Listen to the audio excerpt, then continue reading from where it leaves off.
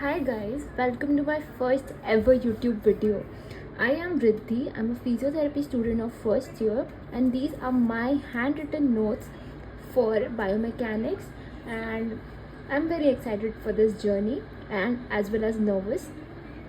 But let's begin with this and dive right in.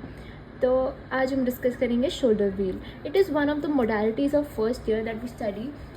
तो shoulder wheel basically क्या होता है? ये होता है एक वॉल माउंटेड थेरेपेटिक डिवाइस होता है, मतलब मोडालिटी होती है जो यूजुअली हमें अपर लिम्ब की रिहैब के लिए काम आता है. अब क्या हो सकता है अपर लिम्ब में, कैसी चीज़ें ये ट्रीट कर सकता है? जैसे हो गया tendonitis and frozen shoulder and things like that. तो हम अभी वो आगे कवर करेंगे अच्छे से. Once you understand the concept of this you will understand how it actually helps you. It's very easy, you don't have to worry, and especially if you have any doubts please comment down below, I'll help you out. And now we'll discuss कि ये क्या करवाता है. ये patients को active movements perform करवाता है. Movements 3-4 type के होते हैं. Now if you want a separate video on that please tell मी.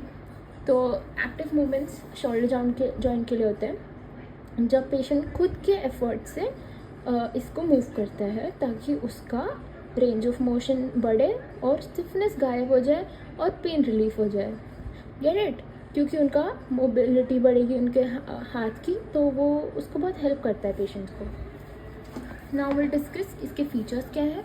ये इसका डायग्राम है. If you are writing it in your exam please make it like this and you can even colour it if you want. तो patient इसको यहाँ से पकड़ के इसको गोल घुमाता है ताकि उसके पूरे शोल्डर का रोटेशन हो. इसका फीचर रहेगा कि बहुत स्मूथली मूव करेगा फॉर शोल्डर एक्सरसाइजिंग, और ये है ना एक रेजिस्टेंस के साथ फिटेड रहता है. तो अगर आप चाहें तो आप इसको रेजिस्टेंस हाई या लो भी कर सकते हैं पेशेंट के परफॉर्मेंस के अकॉर्डिंग. और ये 360 डिग्री कम्प्लीटली मूव करता है ये सर्कुलर जो है, और ये इसका रेजिस्टेंस हम कंट्रोल कर सकते हैं फ्रॉम 0 to मैक्सिमम. अब हम आएंगे इसके कंस्ट्रक्शन पे. जो हमने इस डायग्राम में देखा वो इसका कंस्ट्रक्शन में हम लोग ने क्या क्या चीज़ें नोटिस की. तो ये it is made up of tubular sheet, मतलब अपना जो व्हील हो गया, स्टेनलेस स्टील के चैनल्स हो गए, और जो वॉल बोर्ड्स हैं वो हार्डवुड के हो गए जिस पे जुड़ा रहता है. और फिर इसका जो फिनिश है वो पाउडर कोटेड रहता है, और प्लेटिंग इसकी सारी मेटल पार्ट्स की क्रोम प्लेटिंग से की हुई होती है ना. अब इसकी हाइट एडजस्टेबल रहती है according to the height of the patient, 26 inches. Wheel size 37 inches in diameter. ये कभी कभार वेरी भी कर सकता है अकॉर्डिंग टू डिफरेंट क्लिनिक्स. अगर बच्चों का है तो ऑब्वियसली इट इज़ डिफरेंट.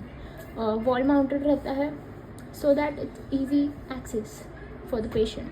तो वो सिटिंग पोजीशन में भी कर सकते हैं और स्टैंडिंग पोजीशन में भी फ्लेक्शन से कर सकते हैं, एबडक्शन से कर सकते हैं. अब ये रहते हैं 3 लैमिनेटेड हार्डवुड बोर्ड्स पे इजीली अटैच टू वॉल. और फिर इसके जो हैंडल है जिसको पेशेंट ग्रिप करता है उस पर ग्रिप लगी रहती है for easy movement and for a good grip. इसके अंदर 2 क्रोम प्लेट्स लगी रहती है हाइट एडजस्टमेंट के लिए, और डायमीटर रेंज भी हम इसका एडजस्ट कर सकते हैं. रेजिस्टेंस नॉब्स लगी रहती है. अभी मैंने आपको बताया था रेजिस्टेंस के लिए अगर किसी पेशेंट की परफॉर्मेंस बहुत अच्छी है तो उसको हम ज़्यादा रेजिस्टेंस देंगे. Now 2 knobs adjust height. तो जैसे 2 नॉब्स रेजिस्टेंस के लिए, हाइट एडजस्टमेंट के लिए भी 2 नॉब्स हैं. अब इसके एम्स और स्कोप क्या है. हमें किस चीज़ों में शोल्डर व्हील की ज़रूरत होती है वो होता है frozen shoulder, rehab of fracture.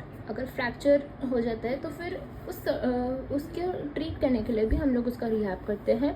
और फिर शोल्डर डिसलोकेशन के लेटर फेज में शोल्डर पेन है तो फिर इसलिए bursitis, tendinitis, post trauma, muscle weakness around shoulder. Muscle weakness में क्यों काम आएगा? ताकि हम लोग मसल्स को स्ट्रॉन्ग कर सकें. जो यूजेस हैं इसके यूजेस क्या होंगे? ये इम्प्रूव करता है हमारा ROM, ये स्ट्रेंथ इम्प्रूव करता है, रिड्यूस स्टिफनेस करता है, maintains mobility and improve neuromuscular coordination. तो ROM कैसे इंक्रीज़ करेगा? स्टिफनेस हटा के. अगर हम लोग स्टिफनेस हटाएंगे तो पेन भी खुद ब खुद डिक्रीज हो जाएगा, और मोबिलिटी भी मेंटेन करता है. Now obviously for the human body mobility is one of the very important things across our lives. Neuromuscular coordination is also very important part because doing this can make our condition worse. Obviously ये हमारी upper limb की सारी दिक्कतें हम लोग ने यहाँ पे मेंशन करी है रिगार्डिंग शोल्डर मेजरली, तो ये इसलिए हमें हेल्प करता है. अब इसके यूजेस क्या हैं? इसके मतलब ये हेल्प करता किस में? तो जैसे मान लो फ्रोज़न शोल्डर है किसी को, तो उसका ROM ऑब्वियसली बहुत कम है क्योंकि they are not able to move their hand properly. तो ये ROM बढ़ाता है, रेंज ऑफ मोशन, स्ट्रेंथ बढ़ाता है हमारे टेंडन्स की, मसल्स की, फिर स्टिफनेस रिड्यूस करता है which is very helpful. Pain, जिससे पेन ऑटोमेटिकली कम हो जाता है और ROM भी बढ़ जाती है जिससे, और मोबिलिटी मेंटेन रखता है. Obviously this is a very obvious thing that mobility is the most important thing for a human body in general. और न्यूरोमस्कुलर कंडीशन कोऑर्डिनेशन कैसे बढ़ाता है? अब जैसे मान लो कि मैंने पेशेंट को बोला आगे बढ़ाओ, क्लॉकवाइज बढ़ाओ, एंटी क्लॉकवाइज बढ़ाओ, तो इट ऑल्सो हेल्प्स कि मतलब वो कोऑर्डिनेट कर रहे हैं अपने माइंड और मसल को, और इस हिसाब से उनको समझ में आने लगता है और धीरे धीरे उनका हाथ वापस वैसा बैठ जाता है. तो उसके लिए अब कॉन्ट्रा इंडिकेशन है कि कब इनका यूज़ नहीं करना है. वो रहेंगे acute injury, unstable fracture, lack of coordination and active bleeding. Injury, अब जैसे एकदम न्यू इंजरी है, those patients are advise not to do this because may be resistance अगर ज़्यादा हो जाए उनके लिए तो वो उस इंजरी को और क्रॉनिक बना सकता है. अगर ब्लीडिंग हो रही है तो फिर ऑब्वियसली नहीं करना चाहिए because you're already suffering, you'll make that injury even more worse. Coordination ही नहीं है तो पहले हम लोग उनको छोटी छोटी चीज़ें करवाएंगे, फिर हम इस पे आएंगे. This is it.